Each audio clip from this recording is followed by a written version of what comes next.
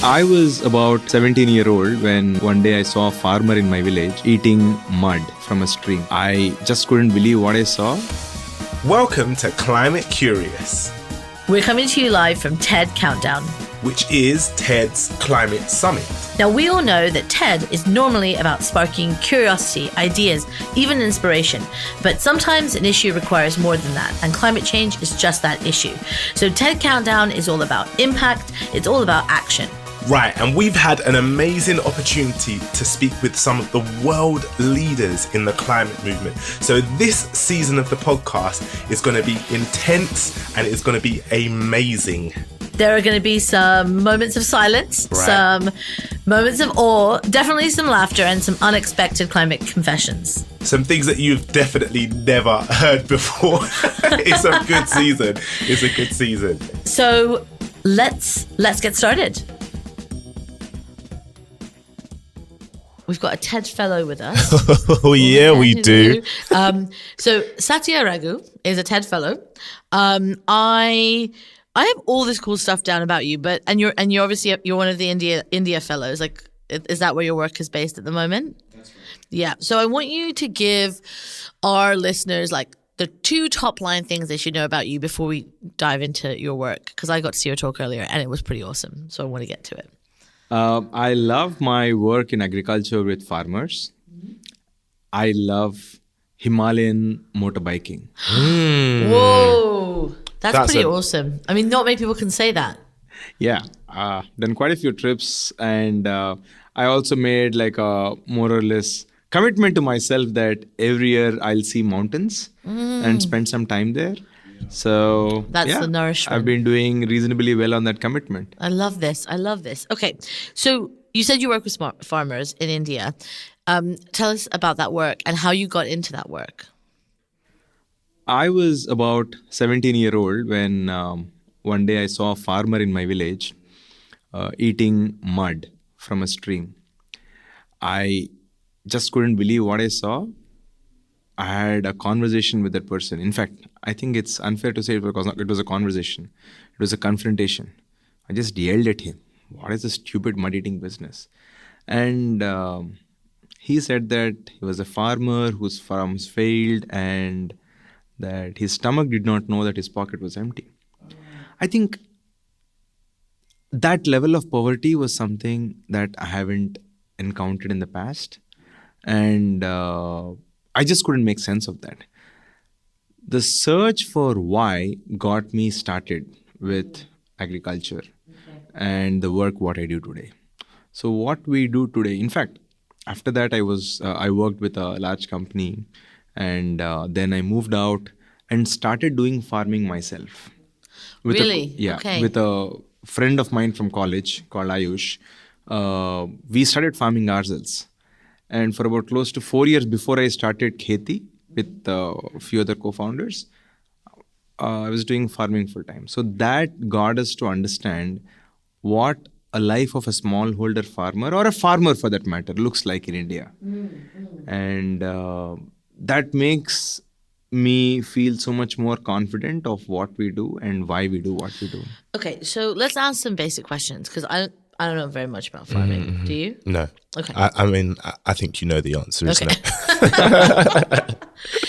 it? When you say smallholder farmer, what does that mean? How is that different from a farmer? And what is, talk me through that. Okay. So smallholder farmer has land holding less than or equal to 5 acres. Okay. A marginal farmer has land holding less than or equal to 2.5 acres or a 1 hectare. Okay.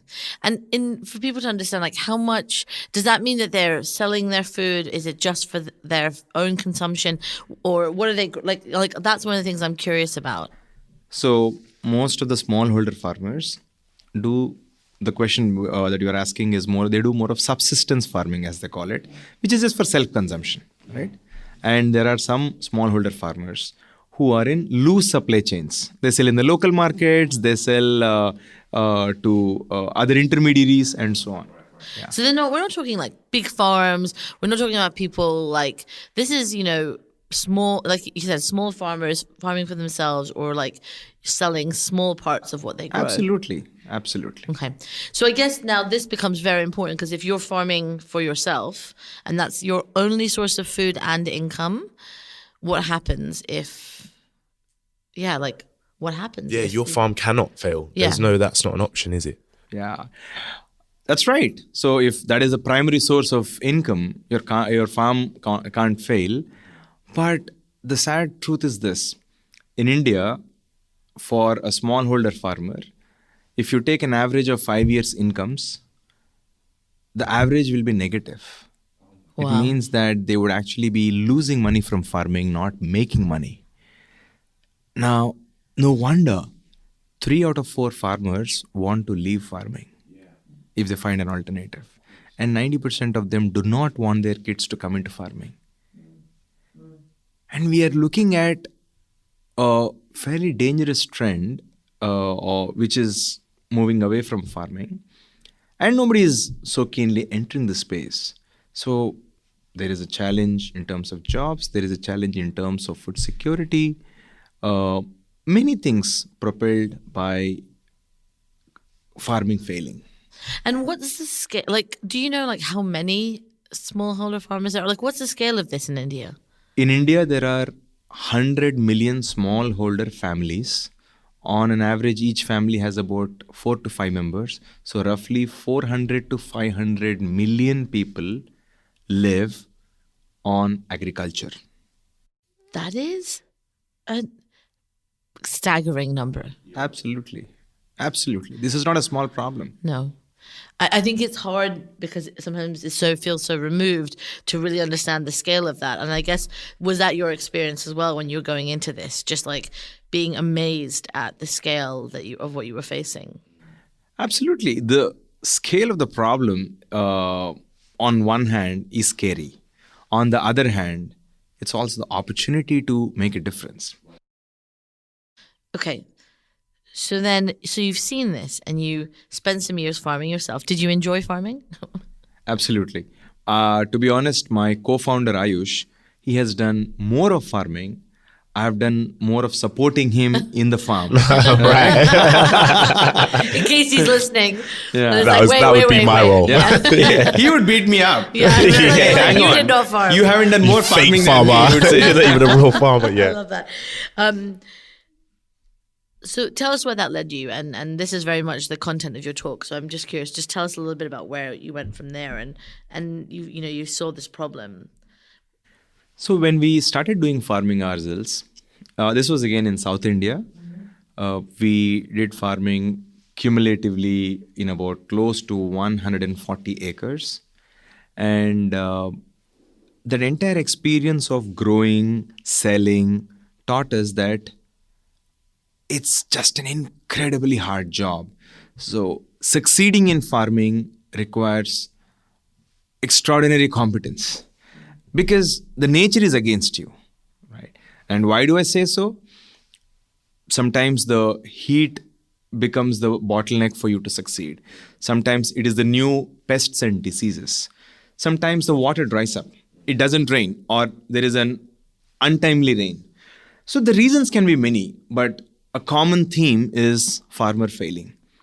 So seeing this again and again and again, not just with our own farm, but also with a lot of farmers in the neighborhood that we knew, we realized that, look, open field farming is a recipe for disaster in long term. Unfortunately, we have to acknowledge that. The open field farming probability of success is much lower than the probability of failure. So we said, look, let's be realistic. We have to understand why the risk occurs. And the why is largely related to climate elements. The distribution elements like getting quality seeds, quality financing, in my view, are much easier to solve. But this climate element is much more difficult to solve. I guess because people might be like, okay, this is great. We're talking about farming. What about climate change? Does it make climate change make everything harder here? So let's take a few examples. Yeah, please. Right? If the temperatures increase by about 1.5 to 2 degrees, the productivity in farms go down by 20%. Right? Now, this is a dangerous number. when the temperatures go up, the rainfall becomes more unpredictable. There will be more rain in fewer days, right? So, which is going to ruin the crop more. And the water levels dry up. When the heat increases, the pest multiplies. So it becomes a better breeding ground for disaster. So that way, in an invisible manner, slowly the elements which will make farming fail build strength. Quite drastically increase, right? Because that's 20%. 1/5. Like that's out of 5 crops, one of them is going to fail more likely than before, which is not great. Yeah. I mean, I really appreciate you going through those, because I think sometimes when we talk about climate change, it's like very disconnected from the exact impact. These are people who are going to feel the worst brunt of the change. True. In fact, growing crops in summers was much easier earlier. But now that isn't happening as easily because the summer temperatures are becoming way too harsh. And the crop growing was much more predictable. We had an almanac and we followed the almanac for generations to understand when to sow. But now all those calendars are not making sense. So, well, this is all evidence. There is enough science behind these. These, some of them might sound like anecdotes, but these are all anecdotes backed by strong scientific evidence. There's something you said in your talk that I absolutely loved. That you said when you talked to all of these farmers, because you did the research, that they were all talking about climate change. But what can you just say that? Because I thought that was so wonderful. Yeah. So my co-founders and I spent about 6 months traveling across the country to talk to hundreds of farmers and listen to what their stories are, what changed for them, right? And how's agriculture for them. It was fascinating. So all these examples, what I said, we heard from them too. And then I asked them, okay, look, all this is fine. What do you think the real reason is? What do you think the real reason for all this problem is? And what do you think the realistic solution is? For both these, they said God. For both these, it's God.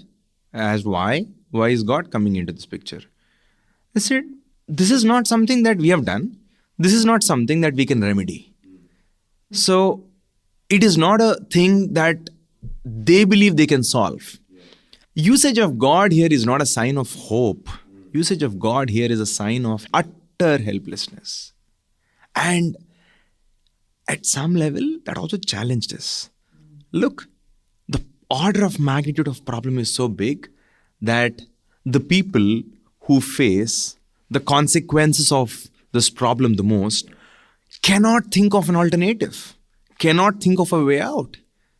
What a problem it is to spend some time and find a solution. Yeah. And the way you describe that, like this idea of this answer of saying, we didn't, it has to be God because we had nothing to do to cause it and there's nothing we can do to solve it. It actually makes sense that people would think about it that way because they have done nothing to cause it and they can't do anything, in terms of like, they're not going to be the main drivers to solve climate change because they're not they're not the ones creating the problem. So it is actually very like telling, that statement. I really love that story. So, okay. So you've done this, you've farmed, you've seen the problem, you've done the research. We're always building up to this solution that you come up with. Tell us about the solution, tell us how it works, and tell us what you've seen in terms of the results. So we had 2 core principles when we thought about the solution. From all these listening that we have done, something was very clear. Even though farmers could not articulate those 2 words, climate risk, essentially all the things that they spoke about lead to climate risk. And for us to solve that problem, we said farmer has to be an integral part of the solution. And we co-created a panel or a team which included engineering experts, scientists, designers from about 6 countries to spend time, co-create solution for the farmer and with the farmer.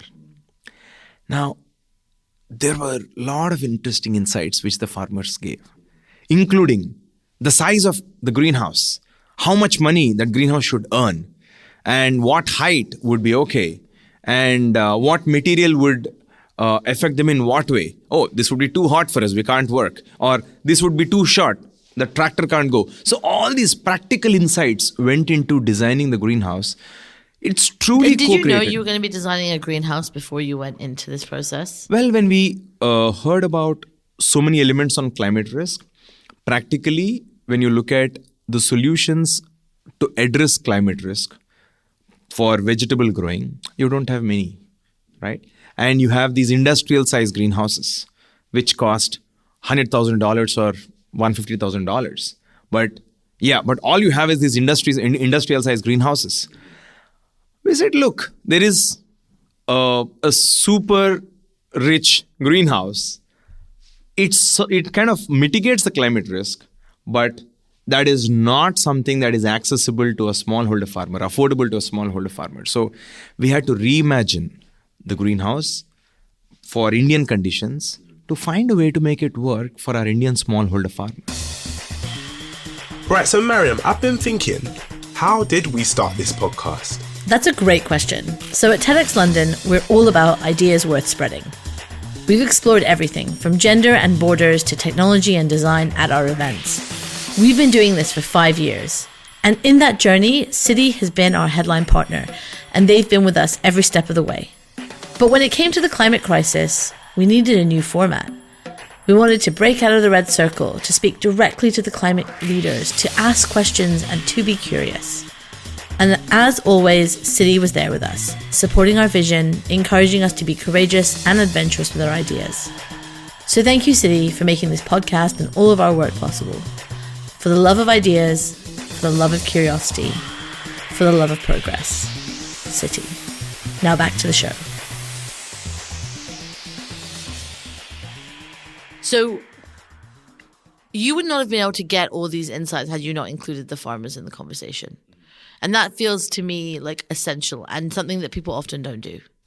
Absolutely. One, people don't listen enough to the farmer. And two, people design solutions based on what they think is cool. Yeah. Right? But who cares a damn? Yeah. Right? Ultimately, if the farmer is the one who is going to use that, he or she should enjoy the experience of using that product or service. Yeah. So we have to listen to them with a lot of curiosity, compassion, empathy to get those quality insights, to build solutions which make sense. And if something doesn't work, when you listen to them regularly, they'll tell you the day 1, day 2, day 3, day 10 that it isn't working. Instead of you spending a couple of years to realize that it isn't working. Yeah. Yeah. And thousands and thousands of dollars, pounds, and well, this is it. I think that the thing here that you've heard of time and time again is this idea of when you parachute in solutions, when you just don't know anything about the local context and you come in. I would love to know. So you built these great greenhouses. What was the impact for people? So when we rolled out these greenhouses with the farmers, we were able to notice with most of our farmers an increase of about $80 to $100 per month in their current incomes. That $80 to $100 is a good twice of their current incomes. And in most cases, 100%. So a significant jump in their incomes is what we could notice. There are some cases where the farmers got even in 1 year's time, close to $3,000, $3,500 of extra income. So this kind of impact is very difficult to achieve in open field farming and with most of the solutions. So that gave us hope that, look, not every farmer made that much money. Let me also be honest. There are some farmers who failed. And that could be because of wrong selection or wrong adaptation or wrong service delivery. It could be many reasons. But the fact that a significant number of them succeeded in quite a few seasons gave us this confidence that the solution is working and it has potential for it to scale. And this is like real justice and equity in action, right? Because what you're not saying is we can guarantee everybody succeeds. What you're saying is everybody will have a fair opportunity to succeed. And that's all people are asking for, right? Is the opportunity and the chance to not be a slave to the, yeah, do you know what I mean? Not being at the mercy of the climate and what is going on, which I think is absolutely amazing. Ben, if I make a statement that I guarantee everybody's success, yeah, it is the greatest lie I would ever tell anybody, which I wouldn't do, right? So to be fair, we will provide excellent conditions for success, and leveraging those conditions and actually succeeding involves the farmers too. Yeah. Essentially central to the whole process. There's something you said in your talk that was just like a little comment, but I hadn't thought about this, right? Because, you know, we do hear about farming solutions and we hear about this from time to time. And you said how nothing out there has delivered this level of incremental increase that is enough to actually make a substantial difference on people's lives. The reason why I say that is we are obsessed to see these numbers like 5, 10, 15% increase in the farmers' incomes, and we celebrate that a lot. But my problem with that is 5%, 10%, 15%, the farmer should be getting these reliable and dependable incomes, which is extremely important. None of their incomes today, generally from farming, are reliable and dependable. They're all left to the nature. And they should get regular incomes. Income can't be once in 6 months. When your expenses are every day, how can you have incomes coming just once in 6 months and you assume that you will live a happy life, right? So there has to be some regularity element to the income. It's amazing, isn't it? Because like that's what everyone wants.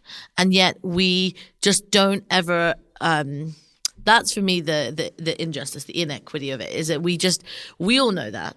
We would assume that for ourselves, but we don't have the consideration when we're coming to populations that feel distant from us in some way. You talked about scale, and so I'm really curious to know what you're doing now. So you've got the evidence and you've been doing this work. What happens now?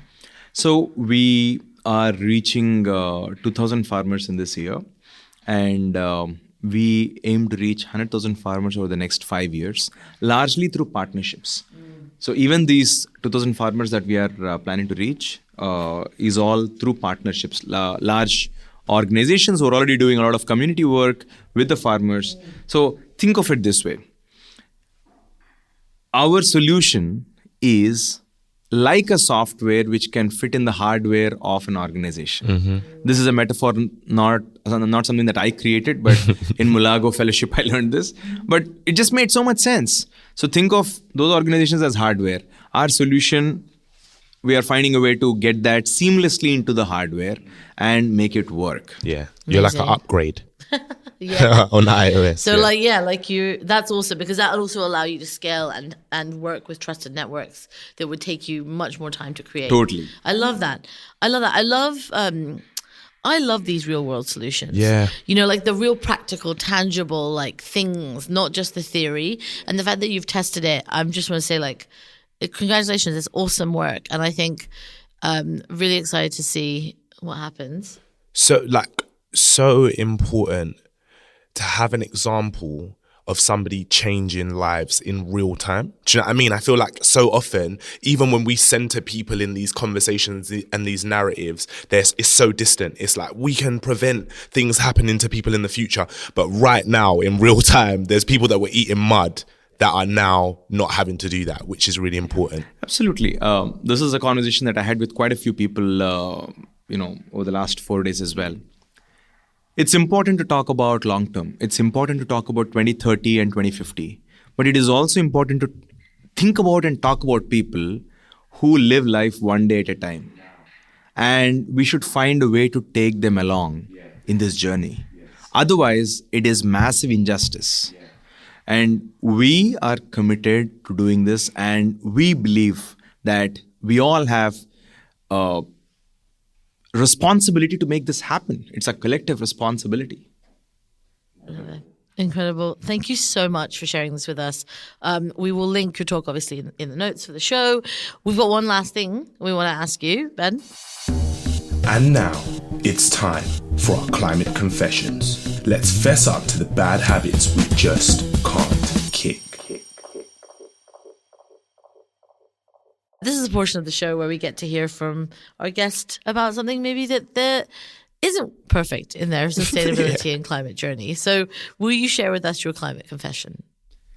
The climate confession is today we use recyclable and reusable plastic for the nets that we provide to the farmers. Now, something that I'm still wrestling with is when you say recyclable, reusable, how recyclable, how reusable? Is there a way to make these with a material which is more environment friendly? This is something that I don't know. Wow. This is something actually that I think that even people not manufacturing massive greenhouses struggle with, right? Yeah. Like you buy something and it says recyclable. Well, huge appreciation for spending this time with us after a very long week, after giving your talk today. Yeah. And just, thank you. Thank you And so good luck. much. Thanks, Miriam and Ben. It was lovely chatting with you both. And a big woohoo to all the listeners, and have fun. Yeah. And stay curious. Stay curious. Oh, thank you so much. Thank you so much. That was wonderful. You're a hero, man. Thank you so much for joining us this week. We really hope you enjoyed this episode. If you did, please rate, subscribe, and share this episode with a curious friend. It makes it possible to keep making this amazing content for you. Oh, and slide into our DMs at TEDx London and let us know which climate extraordinaires you'd love to hear from next time. Oh, and don't leave yet. We wanted to tell you a bit more about who made this podcast possible. Yeah, we did. TEDx London's headline partner, City, has been supporting us for the past 5 years to bring world-changing ideas to the TEDx London stage. And now they're taking it to the next level by making this podcast possible. Thanks, City. But wait, that is not all. No, this podcast was produced by the amazing Josie Coulter. Curation and research by the genius Tara Cooper. Artwork designed by the visionaries that are Sabrina Russo and Rebecca Mingus. Mixed and engineered by the iconic Ben Beheshti, aka The Falcon, who also composed our banging theme tune. Presented by me, Mariam Pasha. And by me, Ben Hurst. Stay curious.